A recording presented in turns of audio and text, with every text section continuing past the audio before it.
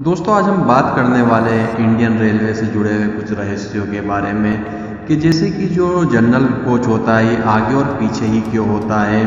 Train का जो diesel engine होता है यहाँ पर डीजल कब लोड किया जाता है और टीटी जनरल डब्बे में टिकट चेक करने क्यों नहीं आते हैं। दोस्तों आपने कई बार ट्रेन में सफ़र करते समय ये चीज़ ज़रूर सोची होगी कि जनरल डब्बे ट्रेन के आगे और पीछे ही क्यों लगाए जाते हैं, इसे बीच में क्यों नहीं लगाया जाता है। कई लोग इस बारे में सोचते होंगे और कई लोग इसे देखने के बाद में इग्नोर भी कर देते होंगे। जनरल डब्बे को आगे और पीछे लगाने का कई कारण होते हैं, जिसमें कि पहला कारण यह है कि जनरल जो कोच होते हैं ये आपस में एक दूसरे से जुड़े हुए नहीं होते हैं। मतलब कि जनरल कोच में आप एक डब्बे में से दूसरे डब्बे में नहीं जा सकते हैं। अगर इन्हें बीच में लगा दिया जाता है तो टीटी को टिकट चेक करने के लिए हर डब्बे में जाने के लिए ट्रेन से नीचे उतरना होगा और फिर दूसरे डब्बे में जाना होगा, क्योंकि जनरल डब्बे आपस में अंदर से एक दूसरे से जुड़े हुए नहीं होते हैं। और जनरल डब्बे को भी अगर आपस में जोड़ दिया जाता है तो कोई भी सामान्य यात्री स्लीपर या एसी कोच में जा सकता है। दोस्तों इस बात को तो आप बहुत ही अच्छे से जानते होंगे, जनरल डब्बे में बहुत ही ज़्यादा भीड़ होती है और इस भीड़ को कंट्रोल करने के लिए इस डब्बों को आगे और पीछे लगाया जाता है, जिससे कि जो भीड़ होती है डिस्प्यूट हो जाए, कुछ भीड़ आगे रहे और पीछे रहे।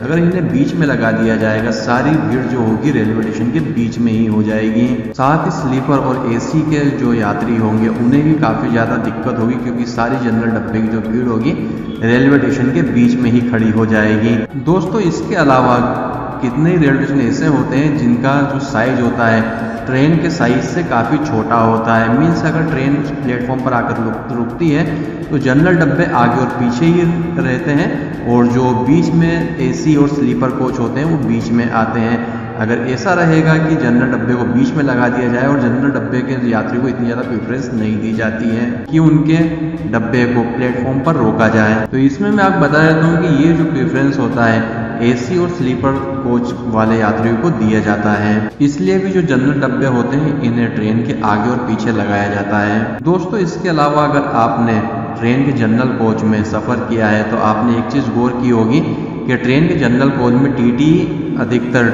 टिकट चेक करने नहीं आते। बहुत ही कम आपको वहाँ पर टिकट चेकिंग का सामना करना पड़ता है। दोस्तों ये बात तो हम बहुत ही अच्छे से जानते हैं कि जनरल कोच में बहुत ही ज़्यादा भीड़ होती है और इतनी भीड़ में टीटी के लिए टिकट चेक करना इतने आसान बात नहीं होती है।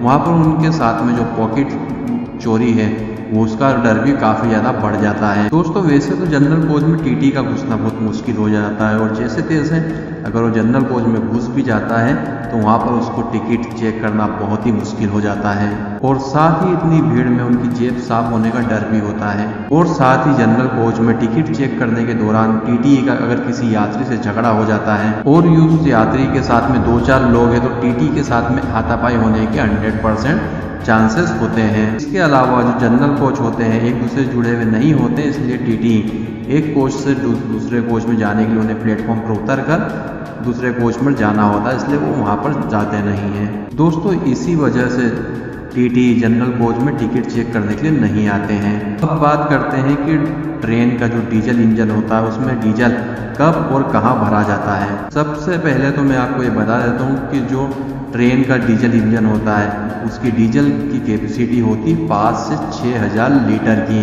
और ट्रेन के डीजल इंजन में डीजल भरने के लिए कुछ खास स्टेशनों पर डीजल पॉइंट बने होते हैं, जिसकी जानकारी ट्रेन में चल रहे स्टाफ को होती है। जब डीजल इंजन सफ़र पर निकल रहा होता है तो उसके शुरुआती स्टेशन पर ही उस डीजल इंजन में डीजल भर दिया जाता है और अगर डीजल इंजन में 1500 लीटर से कम डीजल बचता है तो उसके बाद में जो भी नज़दीकी रेलवे स्टेशन होता है जहाँ पर डीजल भरने की सुविधा होती है वहाँ पर इसमें डीजल भर दिया जाता है। वैसे तो लगभग ज़्यादातर बड़े स्टेशन पर ये सुविधा मौजूद होती है।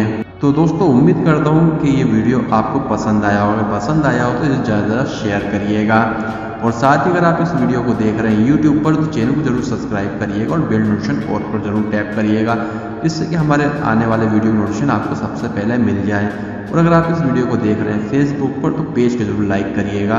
तो अपना कीमती समय निकाल कर वीडियो को देखने के लिए आपका धन्यवाद।